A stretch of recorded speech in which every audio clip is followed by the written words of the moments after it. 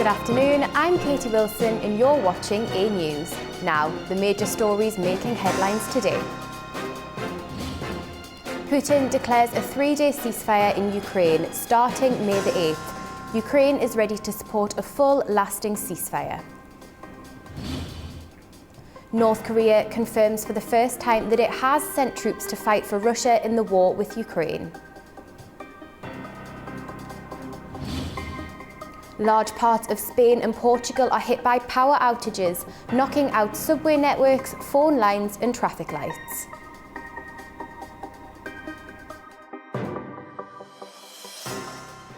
Russian President Vladimir Putin announced a unilateral ceasefire ahead of May the 9th, marking the 80th anniversary of victory in World War II. The ceasefire will last from May the 8th till the 10th. The Kremlin urged Ukraine to follow suit, warning that any violations would be met with a proportionate and effective response. Russia also reiterated its readiness for peace talks without preconditions, aimed at addressing the root causes of the conflict. In Kyiv, Ukraine's Foreign Minister Andriy Sybiha responded, saying Ukraine is ready to support a lasting, durable and full ceasefire. However, he stressed that if Russia truly wants peace, it should immediately halt its ongoing attacks. In New Jersey, President Donald Trump called on Russia to halt its attacks on Ukraine. After a key meeting with Ukrainian President Volodymyr Zelensky at the Vatican, Trump also shared his views on US support for Ukraine and his disappointment with Russia's actions. President Donald Trump urged Russia to stop its attacks in Ukraine, while his top diplomat said the United States might walk away from peace efforts if it does not see progress. Speaking to reporters in New Jersey, Trump said he was disappointed that Russia has continued to attack Ukraine and said his one-on-one meeting with Ukrainian President Volodymyr Zelensky at the Vatican on Saturday had gone well. He needs more weapons, but he's been saying that for 3 years, He needs more weapons, and we're going to see what happens. I want to see what happens with respect to Russia, because Russia had been surprised and disappointed, very disappointed that they did the bombing of those places after discussions.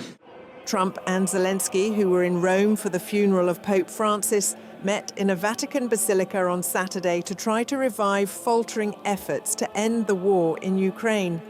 The meeting was the first between the two leaders since an angry encounter in the White House Oval Office in February, and comes at a critical time in negotiations aimed at bringing an end to the conflict.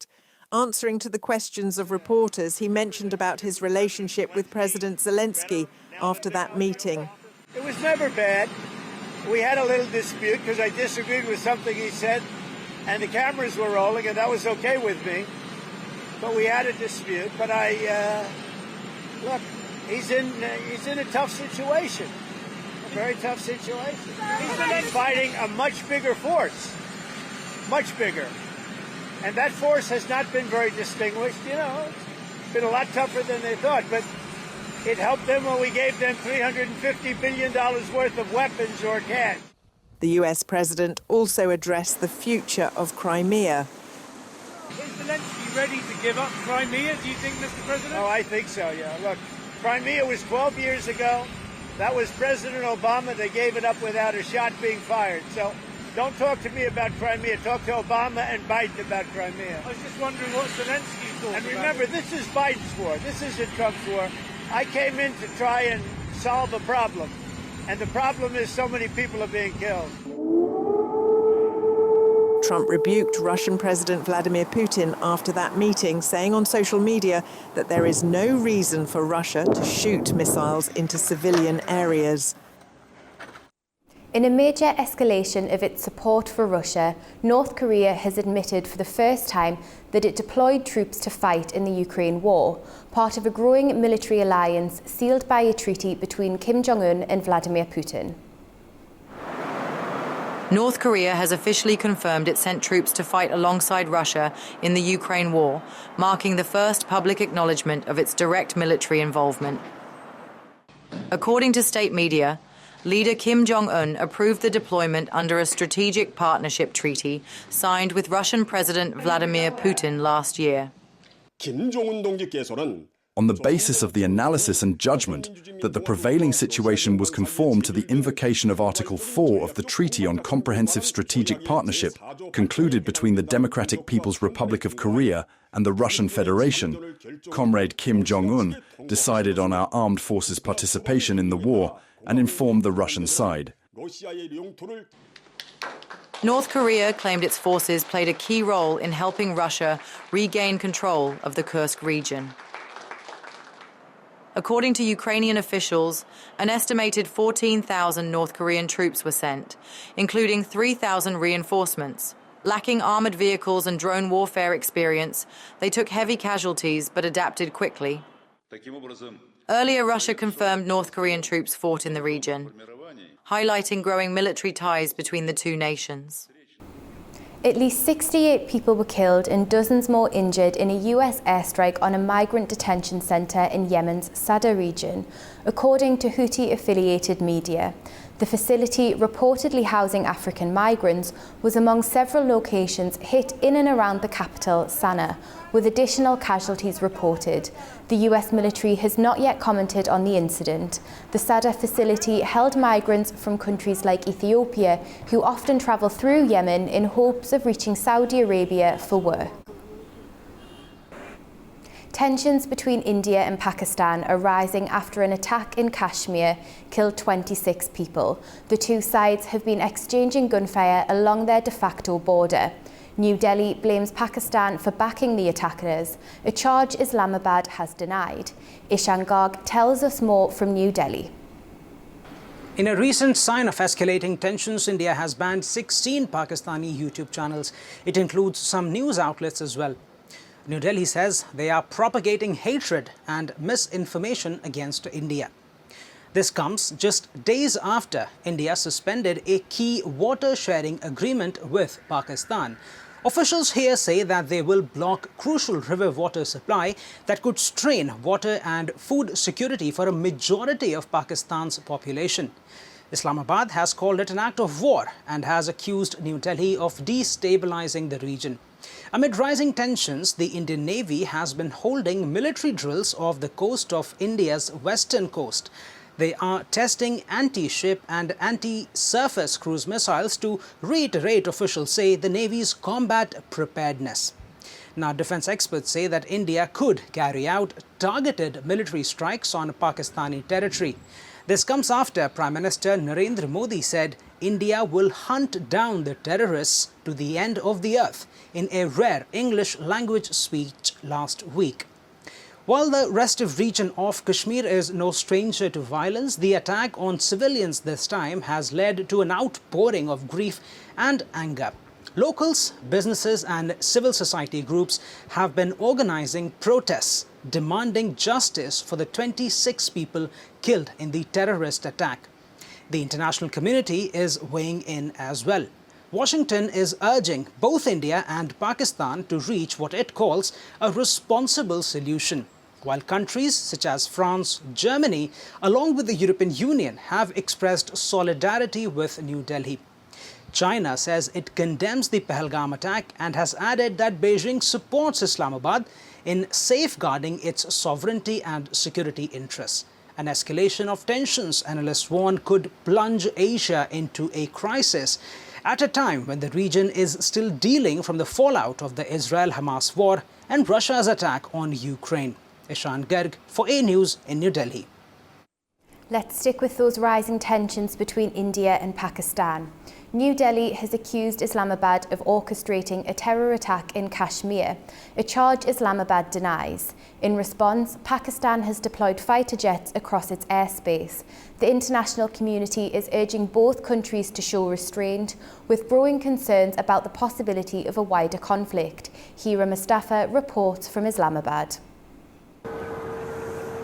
Cross-border fire between Islamabad and New Delhi has entered its fourth consecutive day along the de facto border in the disputed Kashmir region, escalating tensions between the two nuclear-armed neighbors. Amid rising hostilities, Pakistan's top leadership has established an operational center to oversee national security and prepare for any potential cross-border strikes by India.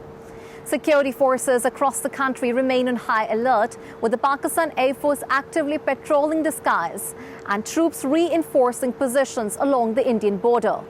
The flare-up follows India's accusations that Pakistan was involved in a recent terror attack in Indian-administered Kashmir, claims Islamabad denies, calling instead for an independent investigation into the incident. In the wake of these allegations, India suspended the Indus Water Treaty, a crucial water-sharing agreement between the two countries. The move angered Islamabad, which warned that any Indian attempt to change the flow of the Indus River would be viewed as an act of war. In retaliation, Islamabad has threatened to revoke the Simla Agreement, which holds the de facto border in the disputed region of Kashmir. Pakistan's foreign minister has confirmed that Islamabad is preparing legal documents to approach the World Bank, guarantor of the Indus Water Treaty, over India's suspension of the agreement. Rising tensions have drawn calls for restraint from China, the US and the UK, amid fears that escalation could lead to full-scale war and destabilize the South Asian region. Hira Mustafa for A News, Islamabad. A massive and unprecedented power outage crippled large parts of Spain and Portugal on Monday, knocking out metro networks, phone lines, traffic lights and ATMs. Spanish operator Red Electrica said full restoration could take up to 10 hours, but declined to speculate on the cause. Authorities ruled out a cyber attack. Portugal's government said the outage stemmed from Spain's electricity network, while Spain reported steep drops in power demand around midday. Emergency meetings were held in both countries, while hospitals, courts and gas stations operated on backup power. Partial recovery began by late afternoon. It remains unclear how many of the Iberian Peninsula's 50 million people were affected. China's Foreign Ministry spokesperson denied claims that Presidents Xi Jinping and Donald Trump had any recent calls. He stressed that there had been no consultations or negotiations between China and the US on tariffs. Trump, speaking on Friday, stated that he had spoken with Xi numerous times, but did not specify when or what was discussed. When asked if the conversation took place after implementing his tariff plan, Trump declined to comment further, reiterating that he had spoken to Xi several times. A Vancouver neighbourhood is in mourning as tributes grow at the site of a deadly vehicle attack which claimed 11 lives during a Filipino festival. Grieving residents gathered on Sunday to lay flowers and pay tribute at a growing memorial near the scene of a deadly vehicle attack during a Filipino community festival in Vancouver. The memorial, marked by floral tributes, handwritten messages, and emotional embraces, formed near the site where at least 11 people were killed and dozens more injured after a man drove an SUV into a crowd on Saturday evening. People stood in silence, some visibly emotional, while others added bouquets and personal tokens, including a plush toy and a Philippine flag wrapped around white carnations. Signs expressing solidarity and love were placed at the site, as the community struggled to process the tragedy.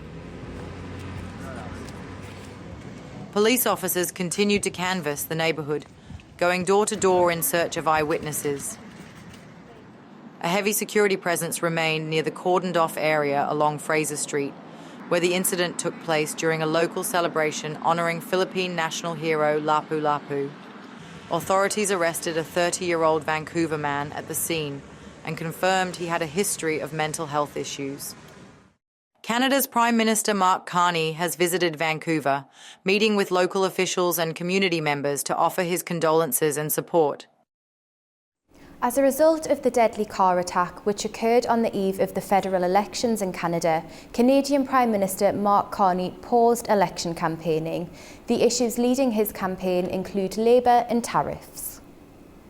Canadians will head to the polls on Monday for a federal election that could reshape the country's future at home and abroad. The race pits Liberal Prime Minister Mark Carney, a former central bank governor, against Conservative leader Pierre Poilievre, whose populist campaign has resonated with young voters frustrated by high living costs.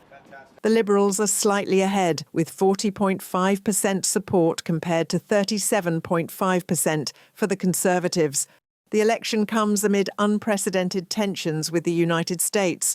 US President Donald Trump's controversial remarks about Canada have jolted the political landscape. You've all given so much, but I'm going to use my hockey analogy again. We are down to 2 minutes in Game 7 for the Stanley Cup. We need to leave everything on the ice. So a few more door knocks, a few more phone calls, a few more conversations, a few more conversions. We want everyone possible to support us, regardless of which party they supported in the past. The country's coming together. We can win. Carney has campaigned on strengthening Canadian sovereignty and diversifying economic ties beyond the US market. Poilievre, while critical of Trump's tariffs, has offered a more cautious response. His focus remains on reducing taxes, cutting bureaucracy and making housing more affordable, key issues particularly among younger Canadians. We're voting for change because we love this country and we want every single person to have the promise of Canada, that anyone who works hard can have a great life in a beautiful, affordable home on a safe street under our proud flag. That's the change we need. That's the hope we offer. Now let's vote to bring it home. Donald Trump re-emerged as a factor in Canada's election campaign earlier this week after he declared that the United States did not need Canadian-made autos and said he might increase tariffs on vehicles imported from Canada. Canadian Prime Minister Mark Carney paused election campaigning after at least 9 people were killed when a man drove through a crowd at a community festival in Vancouver. Both Carney and Poilievre issued statements of condolence. Polls open nationwide tomorrow at 9 a.m. local time and close at 9:30 p.m, with results expected late Monday night.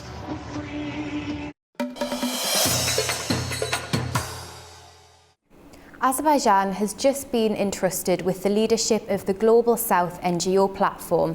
The decision was reached with the consensus of NGOs representing 116 countries. Our very own Orkan Amashov brings us the latest update from the venue. Hello, Katie. Hello. Yes, good afternoon to you. Indeed, we are in the presence of great developments here in Baku today. The Global South NGO Forum this morning. So 2 important things happened, really. Briefly, first thing in the morning, at the end of the opening ceremony, the Global South NGO platform was established. That happened. And literally a few minutes ago, the Baku Principles for a Fair and New World by the Global South NGO platform was adopted as a working document of Global South NGO platform. This document will be in force for the next year.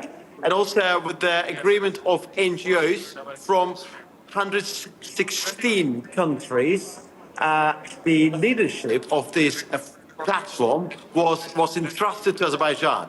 Mr. Ramin Iskandarli, who is actually the chairman of the board of Azerbaijan, the NGO Forum, was appointed, was entrusted with the task of being acting Secretary General of the Global South NGO platform. For 1 year, he will be dealing with the organizational matters, and the working document will be elaborated. And in a year's time, the General Assembly will take place. And I imagine what we can tentatively call institutional birth of Global South NGO platform will be complete. So today we fundamental things. First of all, the announcement was made to the effect of this platform being created, and actually today, with the agreement of Global South NGOs from 116 countries, the leadership was entrusted to Azerbaijan. We'll have 1 year interim period, and General Assembly will take place in a year's time when this institutional birth will be complete. It's a very important development, of course, The idea had been floating in the minds of the organisers for some considerable time. Naturally, it's worth remembering, Katie, that what is happening today is inextricably and directly connected with COP29, with Azerbaijan's COP29 legacy, because we remember that back on the 15th of November 2024, the joint declaration was adopted, being supported by more than 1,000 civil society organizations representing back then 137 countries. And as a logical continuation of what happened back in November, today, on the first day of the Global South NGO platform, the very, very inceptional moment regarding its birth has just taken place, Katie. That's all for now, Katie. Iranian President Masoud Pezeshkian is visiting Azerbaijan at the invitation of Azerbaijani President Ilham Aliyev. The two held meetings in different formats, and following the talks, several signed documents were exchanged by the presidents and ministers of the two sides. Aliyev and Pezeshkian announced that their goal is to raise Azerbaijani-Iranian interstate relations to a high level. Among other topics, the two discussed the north-south transport corridor, the route connecting the Black Sea to the Persian Gulf. This project will bring great benefits to all countries participating in this project. Azerbaijan has implemented all the necessary infrastructure projects for the operation of this transport corridor on its territory. Currently, we are simply expanding our transport capabilities and infrastructure, taking into account the increasing loads, be it seaports, railways, or road transport. We have launched large investment projects in all these directions to receive and transmit the expected large volumes of cargo. Border lines are just separating houses. Neighbours keep travelling, visiting each other. In this part of the world, in this region, we share a lot of commonalities in regard to culture, religion, and various other aspects. We can use the connections and our regional markets. We believe we can deepen and promote our relationship, as my dear brother, President Ilham Aliyev, noted and instructed for the launch of strategic plan. And I believe we can promote and deepen our relationship with such a strategic plan. The President of Iran, Masoud Pezeshkian, has hailed the strong ties between Iran and Azerbaijan, describing the relationship as one without any sense of foreignness. Speaking during an interview with Azerbaijani state television, President Pezeshkian emphasised the importance of expanding bilateral cooperation across cultural, economic and infrastructure sectors. He also expressed hope for the peaceful resolution of regional disputes, including the Armenia-Azerbaijan conflict. Here's more from his interview. There's no sense of foreignness between Azerbaijan and Iran, President of Iran Masoud Pezeshkian said in an interview with Azerbaijani television. President Pezeshkian has emphasized deepening bilateral relations with Azerbaijan, citing shared cultural bonds and economic potential. The head of state noted that the areas of cooperation between Iran and Azerbaijan are very broad. Iranian president also expressed hope that the disagreements between Armenia and Azerbaijan would be resolved within the framework of international law. The first step for any matter is for everyone to be content with their own limits and boundaries, and not to covet the land or territory of another. Conflicts arise when one party desires to take possession of another's land or borders. We, like other nations, have accepted respect for the rights, sovereignty and territorial integrity of all countries within the framework of international law. We hope that the disputes between Azerbaijan and Armenia will be resolved peacefully. We have always defended Azerbaijan's rights, and naturally we also respect Armenia's rights within its internationally recognized borders. Asked how Iran views the resolution of the issue of unblocking of connections, particularly the passage from Azerbaijan proper to its Nakhchivan exclave through Armenia, the Iranian president said that the unblocking of connections in the region must take place in adherence to the territorial integrity of the countries.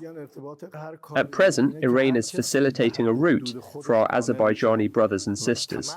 We are developing road and rail links on our territory to enable direct access to Nakhchivan. This project is progressing rapidly, and agreements have been made. There will be no obstacles in connecting Azerbaijan proper with Nakhchivan via Iranian territory. We consider Iran to be a second home for Azerbaijanis, and we will warmly welcome them whenever they enter our land.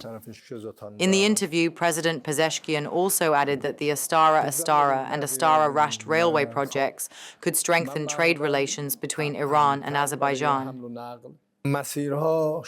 Transport routes are the arteries of life. Just as veins and arteries signify life in the human body, roads, railways and highways are vital for growth and development. We are currently focusing on connecting Astara to Rasht and further developing the railway network. This will strengthen commercial ties between Iran and Azerbaijan. Additionally, Azerbaijan can serve as a transit corridor for Russia through Iran to the Persian Gulf.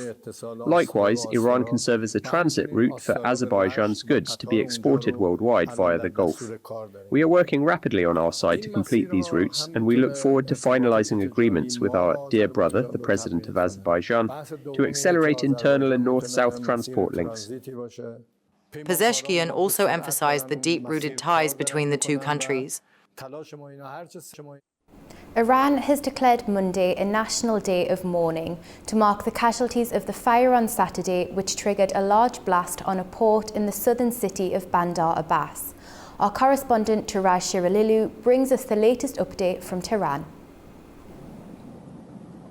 Iran declared Monday a national day of mourning to mark the casualties of the fire accident, which triggered a massive blast on Shahid Raja'i port in a southern city of Bandar Abbas on Saturday.